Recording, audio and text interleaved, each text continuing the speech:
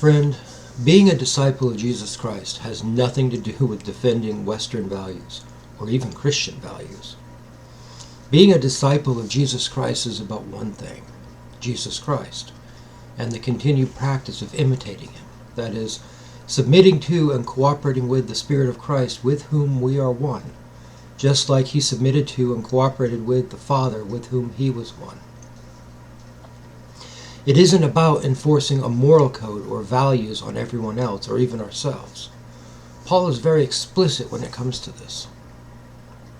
It's about disengaging from our own devices, our own moral codes, our own flesh-originated fear, aggression, and bodily cravings. It's about learning to not submit to our own malfunctioning physical minds and to engage with and submit to the Spirit of Christ, operating from him as the source of our words, actions, and so on. So that, just as Jesus Christ didn't say or do anything that the Father didn't say or do through him, so neither we say or do anything that Jesus Christ doesn't say or do through us. All those functioning in this way, they are not subject to any law, any moral codes, or any set of values, because it is Jesus Christ who acts and speaks, and is the origin of their responses, and he does not err. He does not sin. That which is born of God does not sin. By focusing on values, you distract from the whole method, practice, and purpose of discipleship, coming into full synchronization with Jesus Christ. Would Jesus Christ practice witchcraft? Would he consort with demons?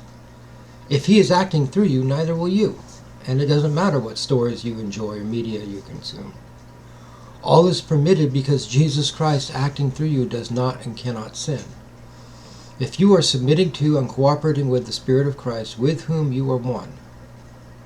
If you are not, then you are trying to keep rules, regulations, moral codes, and values in order to do what is right.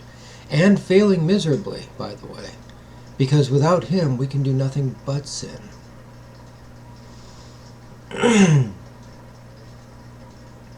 You are focusing on the wrong thing and defending the path of the Pharisee, trying to invoke fear of breaking a rule or moral code, instead of invoking the Spirit of Christ to act and speak through the person, which is marked not by fear, but by love, peace, patience, trust, kindness, courtesy, self-control, forgiveness, and so on.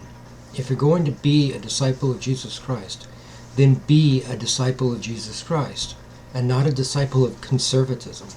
That was the path of the Pharisee. Friend, go back and listen to what I just said once more. That was the path of the Pharisee, the ones who condemned Jesus. If it is Jesus Christ acting and speaking through you, then he is not going to sin through you. Herein lies the difference. Neither laws nor moral codes nor values have any ability to actually change behavior, because the source of that behavior, the dysfunctional human brain, remains the same. The only thing they can do is make you feel guilty and afraid as they trigger that very same dysfunctional brain.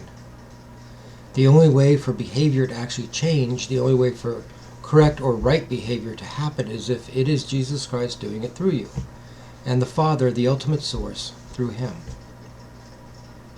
For the record, he ate with prostitutes and other sinful outcasts and still didn't sin. Pretty sure he could walk into a strip club and come out without sinning either. If he is the one in control, then Scripture is clear. What is born of God does not sin.